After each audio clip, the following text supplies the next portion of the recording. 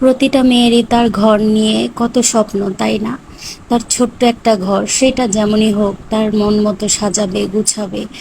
যার আছে তার অনেক স্বপ্ন, যার যতটুকু আছে তার ওইটুকুর ভিতরে অনেক স্বপ্ন, তাই না? আসসালামু আলাইকুম এভরিওয়ান, কি অবস্থা? সবাই কেমন আছো? স্বপ্ন সবারই আছে, কারো বেশি কারো কম। হয়তো কারো অনেক টাকা আছে, তারা সব ইচ্ছে মতো পূরণ করতে পারে, আর কেউ কম টাকা, তাদের ইচ্ছে মতো সব পূরণ হয় না। তবে তারাও স্বপ্ন দেখে, ইনশাল্লাহ একদিন সবার স্বপ্ন পূরণ হবে। কিছু কিছু মানুষ মানুষকে এত কষ্ট দেয়, তাদেরকে খুব করে বলতে ইচ্ছা করে। তুমি কি জানো, মোনাজাতে কথাগুলো কখনো মিথ্যে হয় না, এগুলো মন থেকে আসে। খুব খেয়াল করে দেখবা, তোমার মন্দ আচরণগুলো যেন অন্যের মোনাজাতে কারো চোখের পানির কারণ না হয়। এমনভাবে কাউকে আঘাত করবে না যে সে কথা মনে হলেই তার চোখ দিয়ে পানি পড়ে যায়।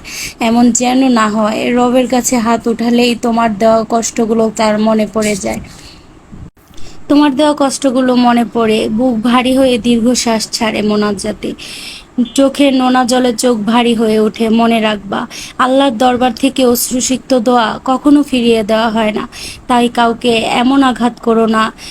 আগে একবার অন্তত এটা ভাবো, তারও নালিশ করার জায়গা আছে, তারও কষ্ট শোনার একজন মালিক আছেন, যিনি মজলুমের ফরিয়াদকে কখনোই ফিরিয়ে দেন না। তাই যার আছে তাকেও কষ্ট দিও না, যার নাই তাকেও কষ্ট দিও না। যার আছে তার প্রতিও কোনো হিংসা করো না, আর যার নাই তার জন্য দোয়া না করতে পারলে তার জীবন নিয়ে মনের মতো করে এইটা সেটা নানান কথা বলে তাকে কষ্ট দিও না।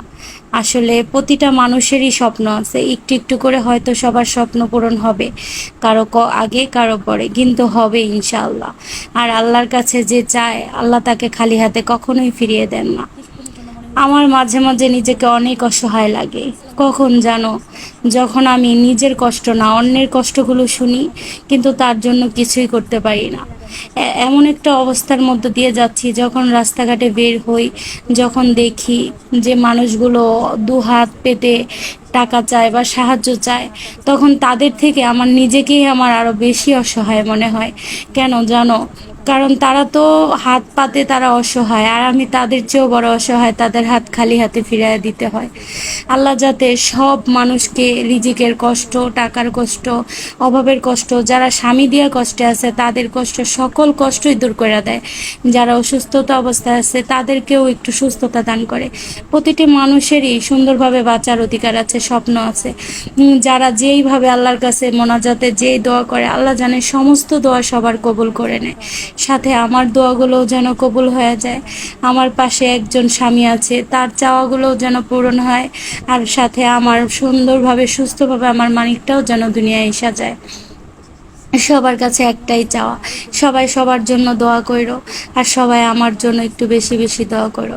আল্লাহ যাতে আমাকে সুস্থ রাখে আর আমার জীবনটা খুব সুন্দর করে সাজায় দেয়। আল্লাহর কাছে চোখের পানি নিয়ে যা চাইছি, আল্লাহ তার চেয়েও বেশি দিছে। বাকি একটু সফলতা, এইটুকু আল্লাহর একটা ইশারাই যথেষ্ট। যে আল্লাহ একটা পিঁপড়াকেও রিজিক দিতে ভুলেন না, তার কাছে কি করে নিরাশ হই বলো? ইনশাল্লাহ আল্লাহ সব ঠিক করে দেবেন।